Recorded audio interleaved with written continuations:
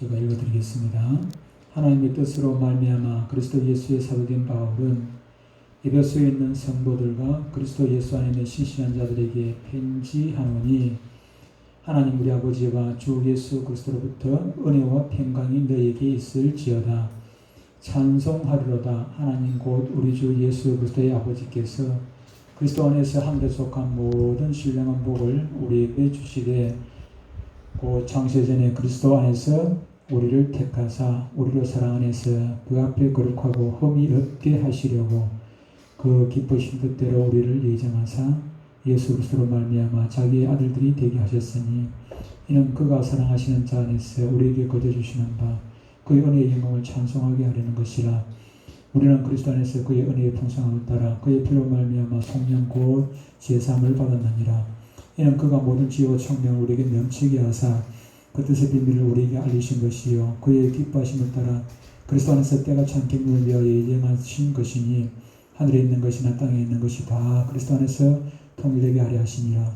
모든 일을 그의 뜻의 결정대로 일하시는 이의 계획을 따라 우리가 예정을 입어 그 안에서 기업이 되었으니 이는 우리가 그리스도 안에서 전부터 바라던 그의 영광의 찬송이 되게 하려 하심이라. 그 안에서 너희도 주의 말씀 곧 너희의 구원의 도움을 듣고 그 안에서 또한 믿어 약속의 성령 오래 지심을 받았으니 이는 우리의 기업의 보증이 되사 그 얻으신 것을 속량하시고 그의 영광을 찬송하게 하려 하심이라. 아멘. 오늘 말씀의 제목은 찬송하리로다. 지난 주일 제가 존경하던 목사님 한 분이 소천을 하셨어요. 정판술 목사님이시라고 사직도교회 원로 목사님이셨는데 90세가 넘으셨습니다. 90몇 되셨나? 94세인가 넘으셨고 고신측 그 사직도교회 목사님이신데 목사님은 그 정판술 목사님은 그 뒤에는 모르겠는데 그 제가 신학교 다닐 때도 우리 강의를 오셨어요. 그래서 그 예배학을 강의하시고 그렇게 하시는 참 경남 거창 출신이신데 참 사람이 인품이 좋으시죠. 훌륭하시고 남하고 한 번 다투지 않았을 것 같은 그런 호인이시기도 하고 그렇습니다. 참 좋아하셨는데 제가 91년도에 우리 정판술 목사님께서 책을 한 권 출간을 하셨습니다. 그 책 제목이 바로 이 찬송하리로다라는 책이었는데 설교집이었어요. 그 책에 제일 첫 번째 나오는 설교가 바로 이 오늘 본문이고 찬송하리로다 이 말씀. 제가 91년도 10월 달에 책이 출간이 되고 11월 달에 제가 서점에서 이 책을 제가 구입을 해서 읽어보니 참 너무 은혜가 되는 그런 말씀들이 있었어요.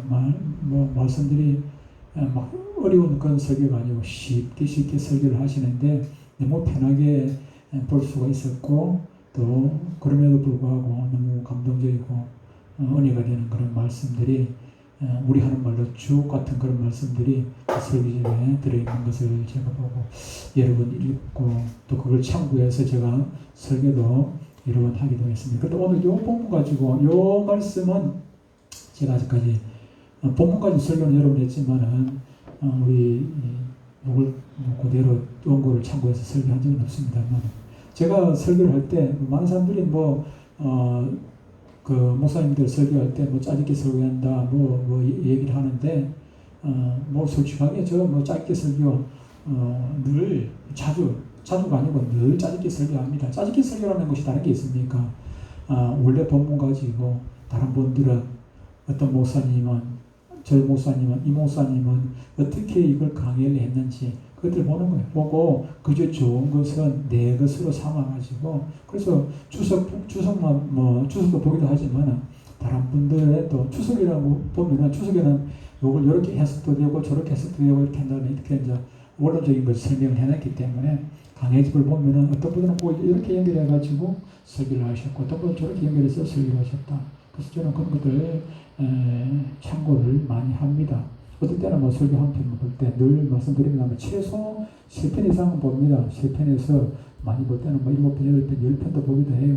10편도 보기도 하고 그 가운데서 내가 정말로 인정할 수 있는 좋아 보이는 바르게 해석됐다고 보는 내가 옮겨 우리 성도들에게 전달해도 좋겠다는 그런 내용들 연결이 안 되시면은 뭐 이것도 보고 저것도 보고 저것도 보고 보지. 그런데 오늘 이제 이 말씀은 그런 설교가 아니고 짧게 설교가 아니고 거의 수정을 거의 하지 않냐고 수정을 하긴 했습니다만은 부분적으로 한 90%는 우리 정파수 목사님 그 원고를 그대로 제가 뺏겨왔습니다. 뺏겨왔고 부분적으로 한 10% 정도만 제가 고쳤어요. 고쳐가지고 오늘 설교를 합니다. 그런데 제가 설교한다 생각하지 마시고 그 유명하신 정판수 목사님께서 설교하신다고 생각하시고 들으시면 참 좋겠다는 그런 생각이 듭니다.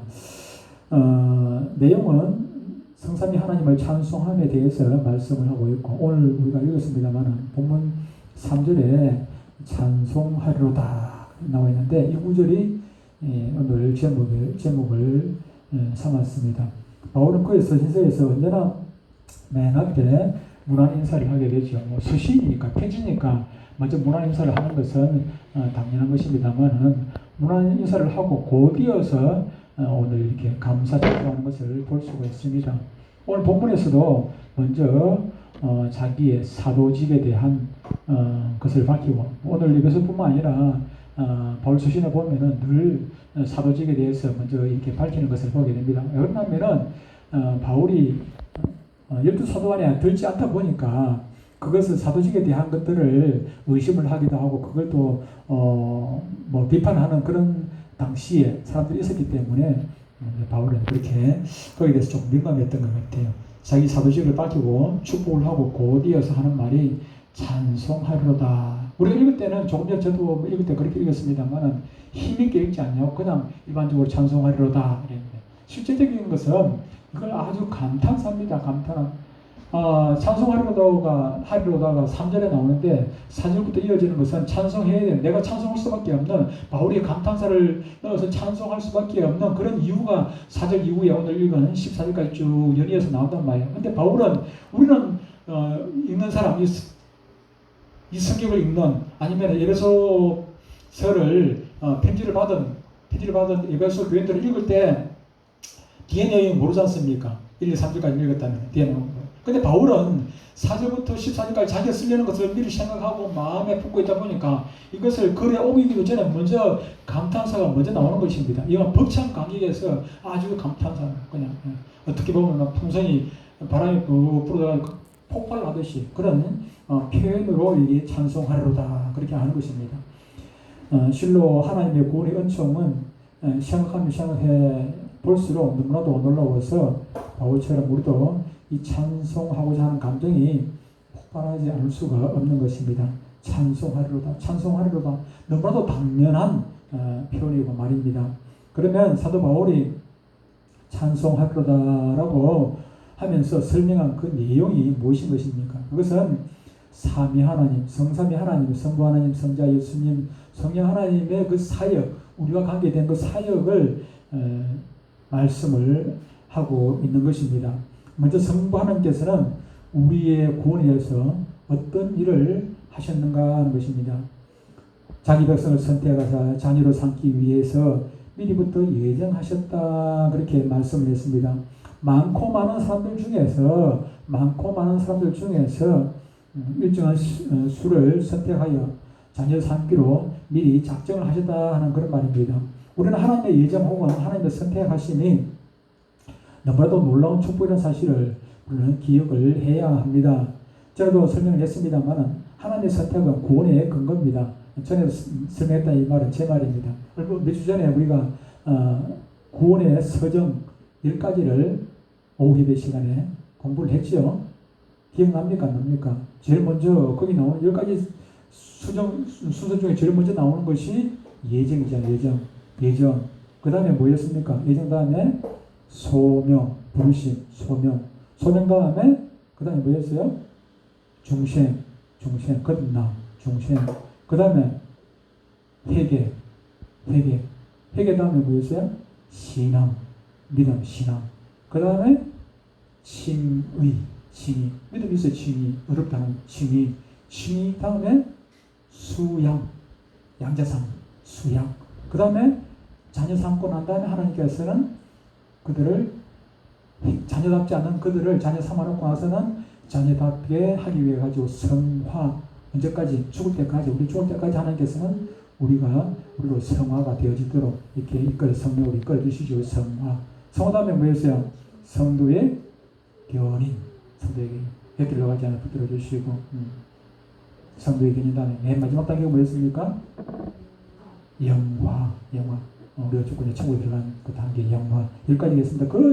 그 선택을 받지 않냐면은, 예정에 없는 사람이라면은, 예정에 되지 않다면은, 그 이후에는 아무 소용이 없어요. 그죠? 그게 선택받지 않은 사람을 하나님께서 부르십니까? 부르지 않습니다. 부르지 않아요. 선택받지 않은 사람, 로마서 8장 30절에 보면 이렇게 말씀을 하고 있어요. 바울이 간단하게 아까 10가지 얘기했습니다. 그 중에 몇 가지를 간단하게 줄여가지고 바울은 또 미리 정하신 그들을, 정하셨다는 것은 예정이라는 거죠. 미리 정하신 그들을 또한 부르시고, 소명해 부르시고, 그들을 의롭다 하시고, 칭의 의롭다 하시고, 의롭다 하신 그들을 또한 맨 마지막 단계에 영화롭게 하셨느니라. 그렇게 표현을 해놨습니다.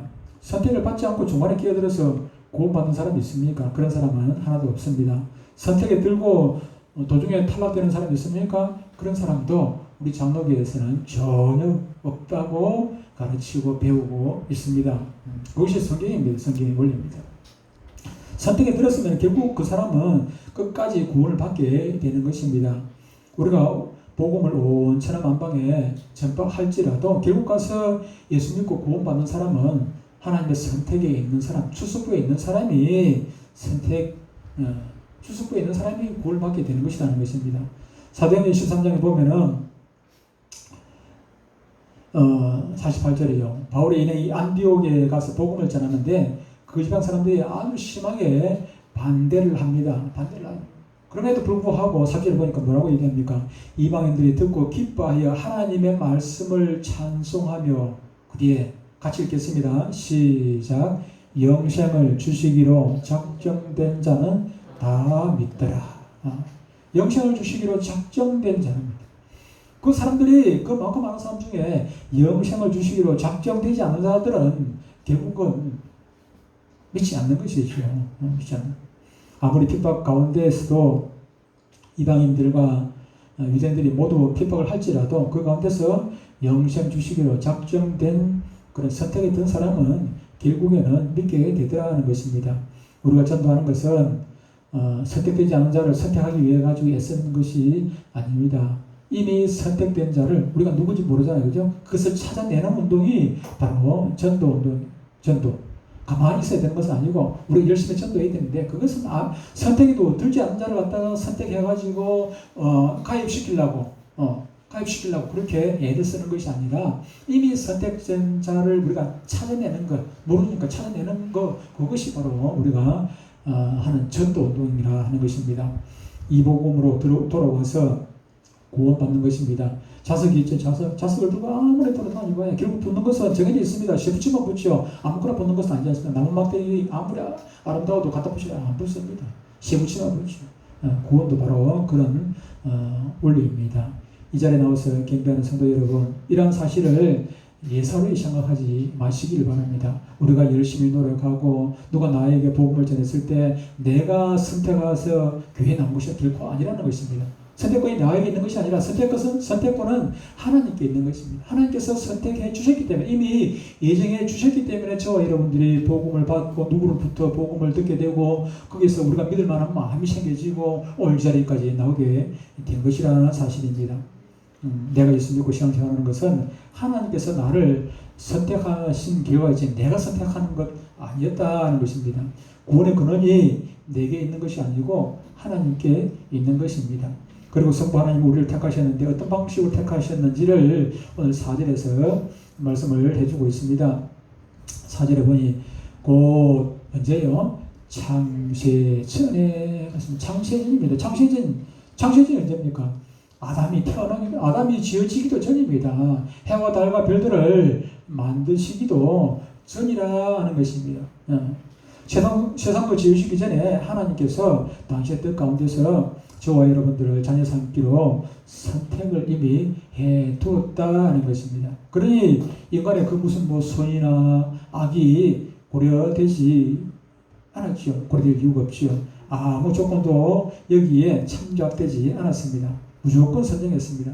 선악을 따지거나 무슨 조건을 봐서 어떤 사람을 택하고 어떤 사람을 제외하고 하나님께서 미리 이걸 딱 보고 우리의 행위를 미리 계산을 떼고 했다면은 이 자리에 누가 선택을 받겠습니까? 우리 정반설 목사님도 선택을 받지 못했을 것이고 에베소서를 기록한 바울도 선택을 받지 못했을 것입니다. 창세전에 그 다음에 또 무엇입니까? 그리스도 안에서 그랬습니다. 그리스도 안에서. 이 말은 그리스도의 예수 그리스도의 공로를 보시고 우리를 구원하시기 위해서 택했다. 택하기는 택했는데 예수 그리스도의 공로를 통해 가지고 구원하실 것을 하나님께서는 계획하셨다는 것입니다. 실제 이 공로를 통해서 우리를 용서하시고 자녀 삼기로 예정을 하셨다는 뜻입니다. 또 그 다음에 택하시고 우리를 그 다음에 사랑 안에서 그렇습니다. 이 사랑은 어떤 사랑입니까? 바로 아가페 사랑. 우리가 하는 말 아가페 사랑 많이 들어봤죠, 그죠? 아가페 사랑. 아가페 사랑이 무엇입니까? 조건 없는 사랑입니다. 아가페 사랑과 반대되는 것이 무엇입니까? 우리가 육체적인 사랑이죠. 에로스 사랑이라고 할 수 있습니다. 인간적인 사랑입니다.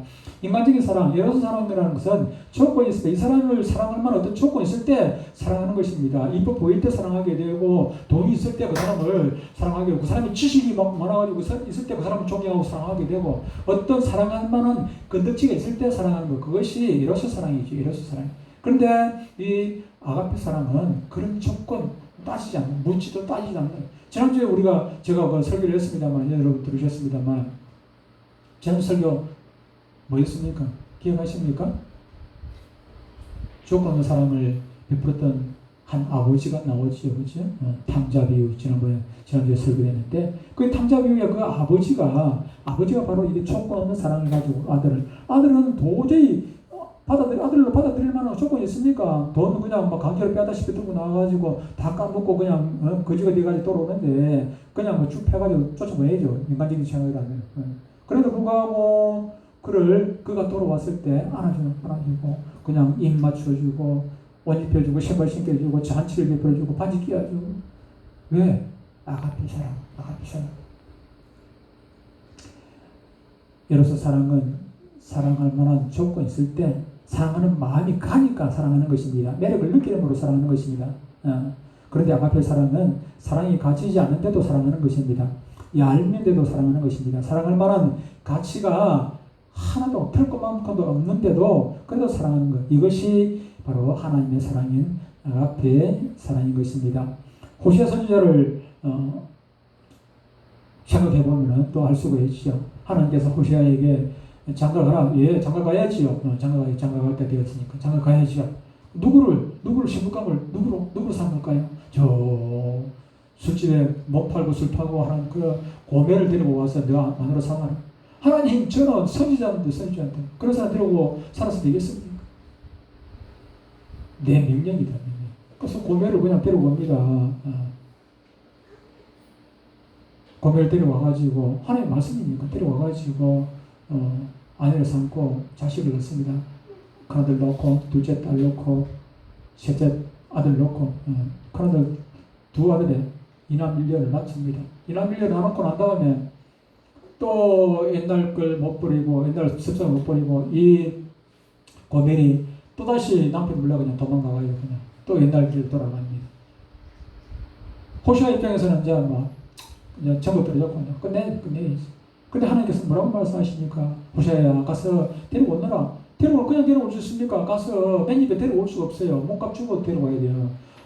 그냥 곡식도 가져가고 또 돈도 가져가고 가서 몸값을 치러주고 또 그 여자를 데리고 와야 돼. 이건 도저히 선지자뿐만 아니라 남자로서는 할 수 없는 일이죠. 남자로서는 도저히 할 수 없는 일이죠.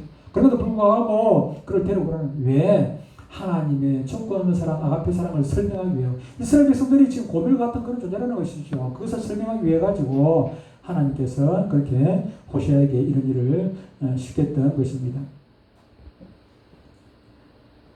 왜 이 말을 합니까? 하나님께서 저와 여러분들을 자녀 삼기로 예정하신 것도 우리에게 무슨 뭐 매력이 있고 조건이 있고 그만한 가치가 있어서 사랑하는 것이 아니라 아무런 가치가 없고 오히려 고멜처럼 더럽고 추하고 그런 존재임에도 불구하고 하나님께서는 우리를 사랑하시기 시작했다는 것입니다.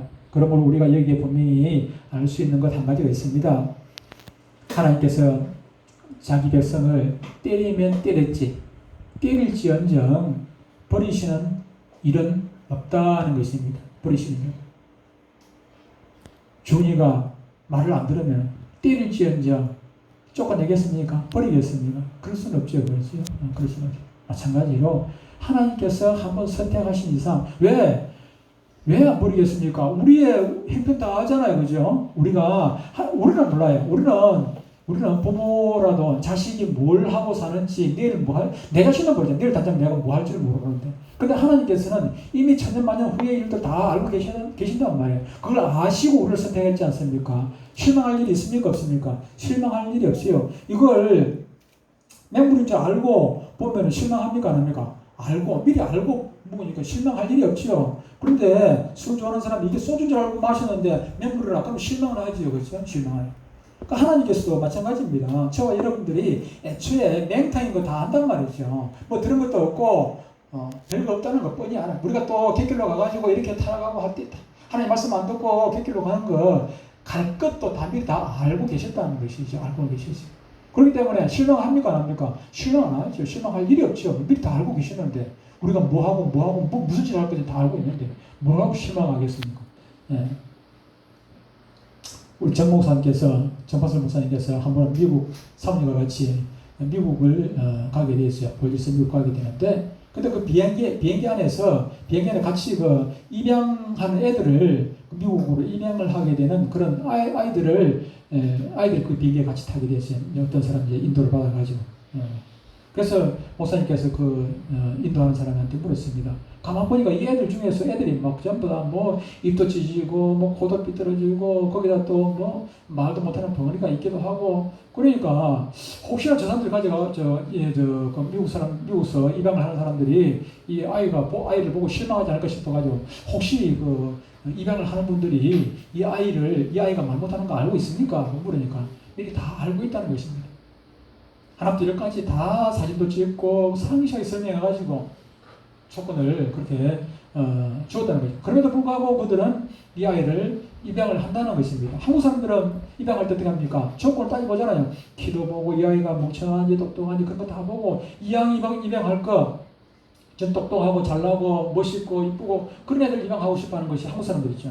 그런데 미국 사람들은 그렇지 않다는 것입니다. 다른 사람한테 제일 불쌍한 애들 일부러 골라가지고 그렇게 입양을 한다는 것입니다. 그러면 실망하겠습니까? 한국 사람들 같으면 와 보니까 뭐 실망이 되죠. 아이고 어떻게 맞다. 그래서 지난번 그런 그런 사건도 있고 하지만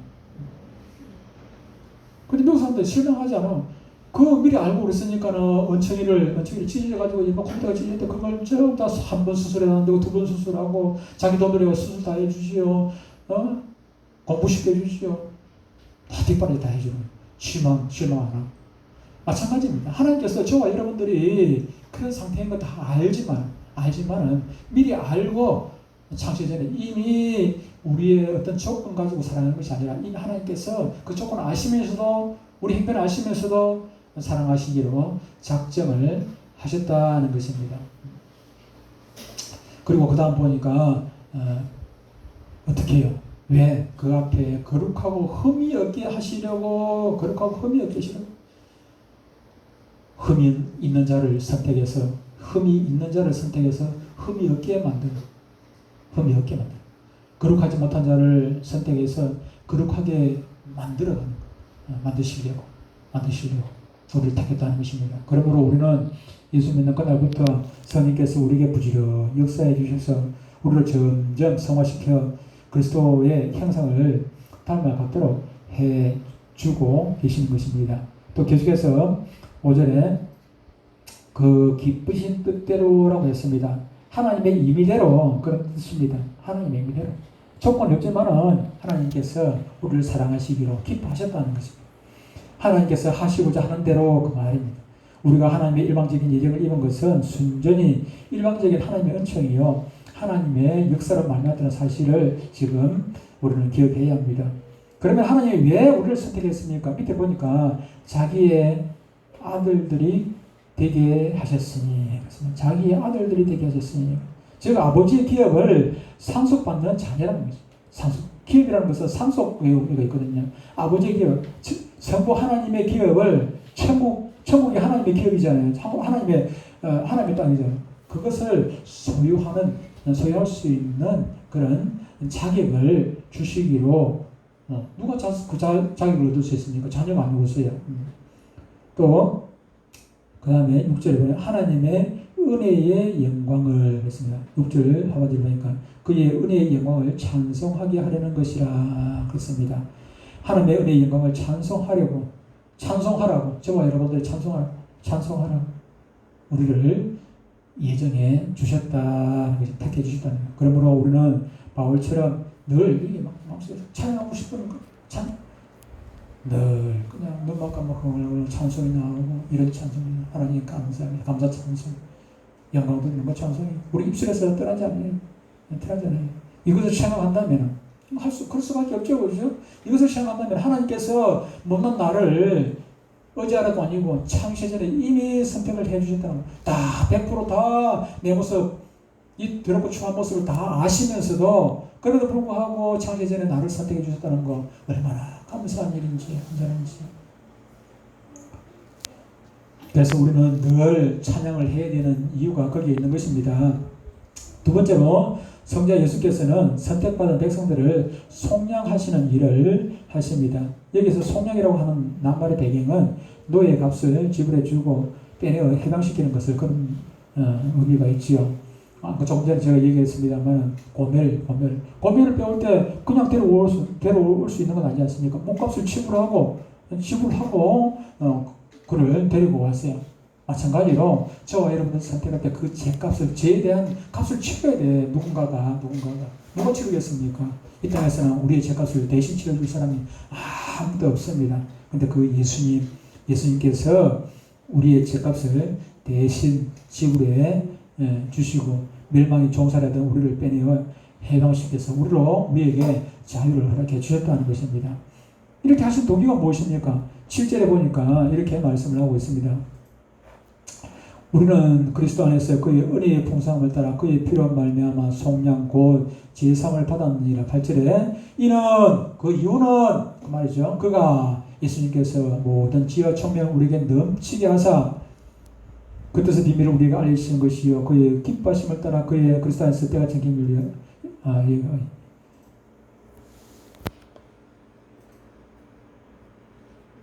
12절에 이는 우리가 그리스도 안에서 전부터 바랐던 그의 영광이 찬송이 되게 하였습니다. 그랬습니다. 찬송이. 7절에 아까 읽었습니다만 은혜의 풍성함을 따라 그랬습니다. 7절에 은혜의 풍성함을 따라 디모데전서 1장 14절에 보면 이렇게 말씀을 하고 있습니다. 디모데전서 1장 14절에 보면은 우리 주의 은혜가 그리스도 예수 안에 있는 믿음과 사랑과 함께 넘치도록 풍성하였다 그랬습니다. 넘치도록 풍성한 은혜에 따라 저와 여러분들을 예수님께서 속량하셨는데 무엇으로 속량했다 했습니까? 그의 피로 속량을 했다 그랬습니다. 베드로전서 1장 18절에도 이렇게 고백을 합니다. 너희가 알거니와 너희 조상이 물려준 헛된 행실에서 대속함을 받은 것은 은이나 금같이 없어질 것으로 된 것이 아니요 무엇으로 됐다고요? 오직 흠없고 정없는 어린 양 같은 그리스도의 보배로운 피로 된 것이니라. 이렇게 말씀을 하고 있습니다.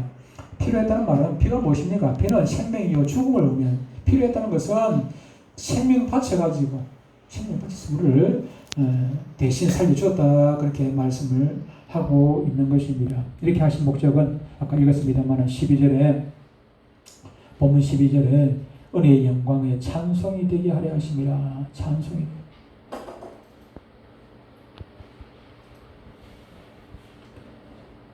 성부 하나님께서 우리를 작정하신 것도 예정하신 것도 찬송받으시려고, 찬송받으시려고.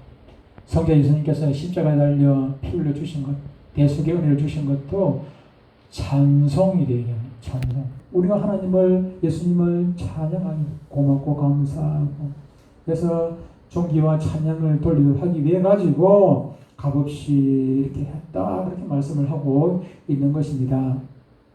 이사야 43장 1절에 이렇게 말씀을 13절부터 먼저 봅시다. 13절.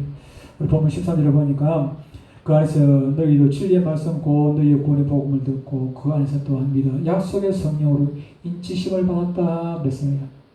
성부 하나님께서 작정하신 것, 아가페 사랑으로 우리를 작정하신 것, 우리를 찬양 받으시기 위해서 성자 예수님께서 십자가 달려 죽어주심으로 우리를 속량해 주신 것, 찬양 받으시기 위해서 찬양, 영광의 찬송이 되게 하시려. 성령 하나님께서 또한 우리를 인쳐 주셨다. 인쳤다는 얘기가 무엇입니까? 우리가 인이라는 말은 도장이란 말이죠. 도장을 푹 찍어주었다 그랬어요. 도장. 왜? 도장을 찍어주신 이유가 무엇입니까? 이사야 43장 1절에 야곱아 너를 창조하신 하나님께서 지금 말씀하시니라. 이스라엘아 너를 지으신 이가 말씀하시느니라. 이스라엘아, 야곱아, 이 대신 자기 이름을 넣어봅시다. 상관아 너를 지으신 이가 말씀하시느니라. 너는 두려워하지 말라. 내가 너를 구속하였고 내가 너를 지명하여 불렀나니 너는 내 것이라. 하나님의 소리라는 것이다. 자기 이름을 넣어보세요. 얼마나 은혜가 되는지. 얼마나. 내가 너를 구속하였고 내가 너를 지명하여 불렀나. 지명했다. 많고 많은 사람들 지명했다는 지명. 야곱이 잘나고 똑똑해서 하나님께서 그를 선택했습니까? 왜? 아니죠. 뱃속에 있을 때부터 야곱이 선택을 받았습니다. 그 어머니 리브가 뱃속에 있을 때 에서는 버림을 당하고 야곱은 쌍둥이를 했어. 에서는 버림을 당하고 야곱이 선택을 했어요. 뭘 보고? 그냥 지명해요. 뭐 똑똑하고 잘나고. 야곱은 하나님께서 몰랐습니까? 그 사기꾼 같은 그 성질을 몰랐습니까? 야곱은 사기꾼 같잖아. 사기꾼. 몇 번 사기를 여러 번 쳤잖아요. 자기 형님한테 사고치고 자기 예삼촌한테 사기치고 어머니 시키대로 해가지고 아버지한테도 거짓말하고 사기치고. 사기꾼. 몰랐습니까? 하나님 다 아시지요? 아셔요. 그래도 불구하고 그때 형도 아니고 동생인데 동생을 갖다가 선택을 하셨습니다. 내가 너를 지명하여 불렀느니 너는 내 것이라. 그리고 오늘 보면 마지막 절에 보니까 뭐라고 얘기합니까? 마지막 절에 이는 그 이유는 우리 기업의 보증이 되사. 보증이 무엇입니까? 증인 그죠? 우리의 구원에 대한 보증. 누가? 성령께서 우리 구원에 대한 보증.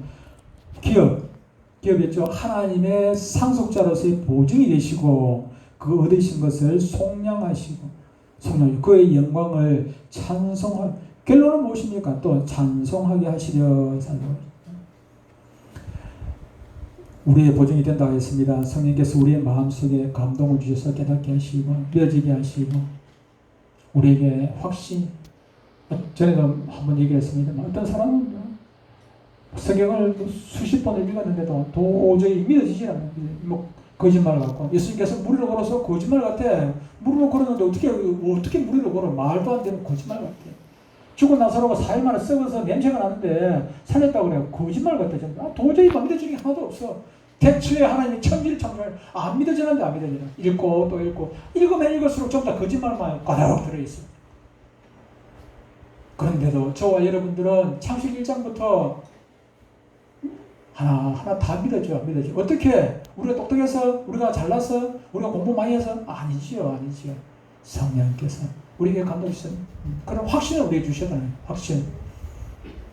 나는 하나님의 자녀다. 나는 선택받았다. 내가 이미 받은 이 구원은 결단코 변동이 없다. 이와 같은 확신이 생기도록 누가? 성령께서 여러분들의 마음 심령 가운데서 역사해 주셨다는 것입니다. 이렇게 해주시는 목적이 무엇입니까? 은혜의 영광을 찬송하게 하리심이라 하겠습니다. 그런데 여러분들에게 꼭 하고 싶은 말이 있습니다. 하나님의 구원의 은총은 너무나도 크고 놀라워가지고 우리가 실감을 못한다 하는데 실감을 제대로 못해요. 우리 눈은, 우리 사람은 한계가 있어요. 그죠? 그걸 확인하는 데는 한계가 있어요. 큰, 높은 소리도 못 듣고, 너무 낮은 소리도 못 듣고, 우리가 듣는 데는 딱 정해진 건 어떠죠? 보는 것도 마찬가지입니다. 우리가 큰 걸, 지구가 이렇게 큰데, 지구가 어마어마하게 크다 보니까, 우리가 실감을 못해. 지구가 얼마나 큰지 계란처럼 그렇게 생겼는데, 둥글게 생겼는데, 실감을 못해요. 이처럼 하나님의 구원의 정도가 너무 크기 때문에 우리는 종종 이것을 깨닫지 못합니다. 우리는 일상생활에서도 작은 은혜는 깨닫고 오히려 큰 은혜는 깨닫지 못하는 경우가 많습니다. 제가 몇 번 예외로 들었던 얘기 있습니다만, 어떤 목사님께서 아들 목사님, 아버지 목사님 둘 다 이렇게 사진 찍어 있어요. 같이 주일 아침에 본교에 가서 사역을 하고 설교하고 돌아왔습니다. 아버지가 먼저 돌아오고 아들이 좀 늦게 왔어요. 좀 늦게. 그래서 아버지 목사님이 아들 목사님 보고, 아버지 목사 오늘 왜 늦노? 아버지 오늘 저는 하나님과 큰 은혜 받았습니다. 무슨 큰 은혜를 받아?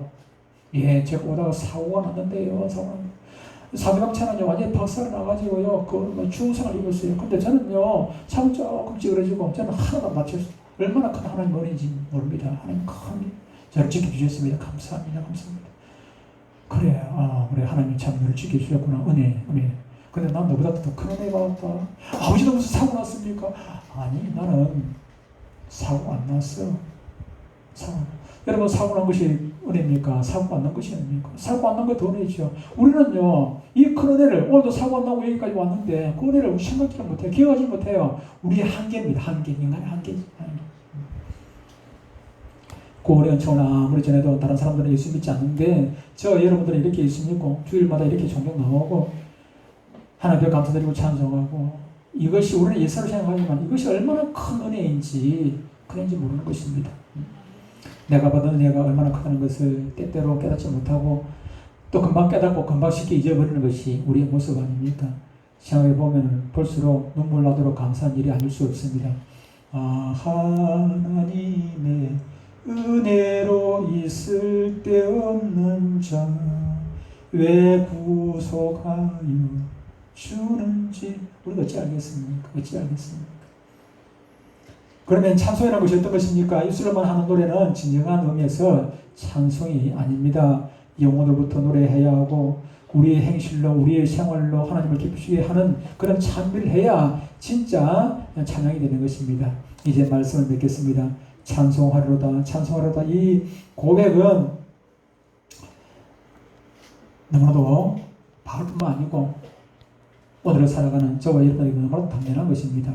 우리의 구원을 위해서 성부 하나님이 만민 가운데 그 많고 많은 사람들 가운데 우리를 작정을 해주셨고, 예수님께서 살찌시고 피 흘리시고 저와 여러분들을 대신해서 십자가 달려 죽어주셨고, 그래서 속량해 주심으로 그 은혜로 우리가 구원을 받아요.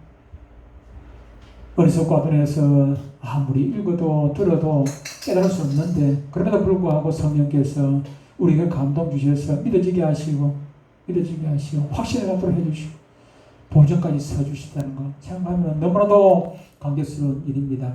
나에게 놀라운 구원의 은총을 주신 하나님 앞에 진심으로 감사와 찬송을 돌려 하나님을 기쁘시게 해드리고, 또 저와 여러분들에게는 무한한 복들이 되어지기를 주의 이름으로 축복합니다.